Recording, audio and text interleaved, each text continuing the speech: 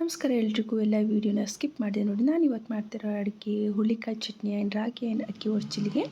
So ಹೀಗೆ ಮಾಡೋದು ನೋಡೋಣ. ನಾನೊಂದು ಬಾಣಲಿಗೆ ಹುಳಿಕಾಳನ್ನ ತೊಗೊಳ್ತಾ ಇದ್ದೀನಿ. ಇದನ್ನು ಚೆನ್ನಾಗಿ ನಾವು ಹುರ್ಕೊಬೇಕು ನೋಡಿ. ಹೀಗೆ ಈ ಕಲರ್ ಬರೋವರೆಗೂ ಹುರ್ಕೊಬೇಕು. ಈಗ ನಾನು ಇದಕ್ಕೆ ಖಾರಕ್ಕೆ ತಕ್ಕಂಗೆ ಹಸಿರು ಮೆಣಸಿಗೆ ಹಾಕೋತಾ ಇದ್ದೀನಿ. ಹಾಗೆ ಬೆಳ್ಳುಳ್ಳಿ 2 ಕಿಲೋ ಸಾಕು ಹಾಕೋತಾ ಇದ್ದೀನಿ. ನೆಕ್ಸ್ಟ್ ಒಂದು ಶುಂಠಿ ಹಾಕ್ಕೊಳ್ತಾ ಇದ್ದೀನಿ. ಇವಾಗ ಕಟ್ ಮಾಡ್ಕೊಂಡಿರೋ ತೆಂಗಿನಕಾಯಿ ಹಾಕ್ಕೊಳ್ತಾ ಇದ್ದೀನಿ.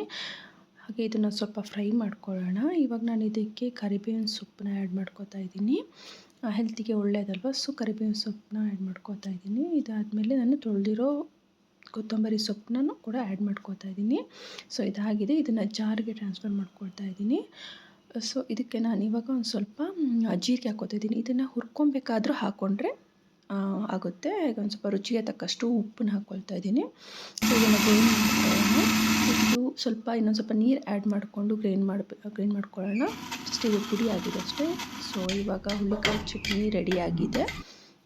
ಈಗ ನಾನು ನೆಕ್ಸ್ಟ್ ಜಾರ್ ತೊಗೊಂಡು ಅದಕ್ಕೆ ರಾಗಿ ಹಿಟ್ಟು ಹಾಕ್ಕೊಳ್ತಾ ಇದ್ದೀನಿ. ರಾಗಿ ಹಿಟ್ಟು ಹಾಗೆ ಸ್ವಲ್ಪ ಉಪ್ಪು ಹಾಕ್ಕೊಂಡು ನಾನು ಇದಕ್ಕೆ ಹದ ಎಷ್ಟು ಬೇಕೋ ಅಷ್ಟು ತೆಳು ಆಗೋದಕ್ಕೆ ಒಂದು ಸ್ವಲ್ಪ ಫಸ್ಟಿಗೆ ನೀರು ಹಾಕ್ಕೊಂಡು ತೆಳು ಮಾಡ್ಕೊಬೇಕು ರಾಗಿ ಹಿಟ್ಟನ್ನ. ನಂತರ ಇದನ್ನು ರುಬ್ಕೋಬೇಕು.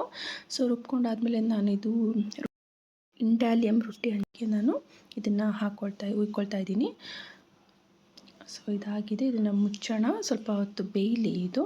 ಸೊ ಬೆಂದ ನಂತರ ನೋಡಿ ರಾಗಿ ಹುರ್ಚಿಗ್ಲಿ ರೆಡಿ ಆಗ್ತಾ ಇದೆ.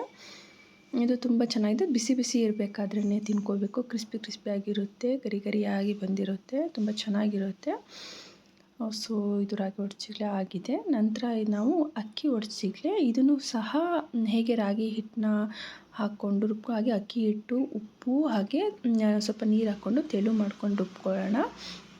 ಸೊ ಇದನ್ನು ಹುಯ್ಕೊಂಡು ಮುಚ್ಚೋಣ. ಸೊ ಇದು ರೆಡಿಯಾಗಿದೆ ಅಕ್ಕಿ ಹೊರ್ಚಿಲಿಗೆ.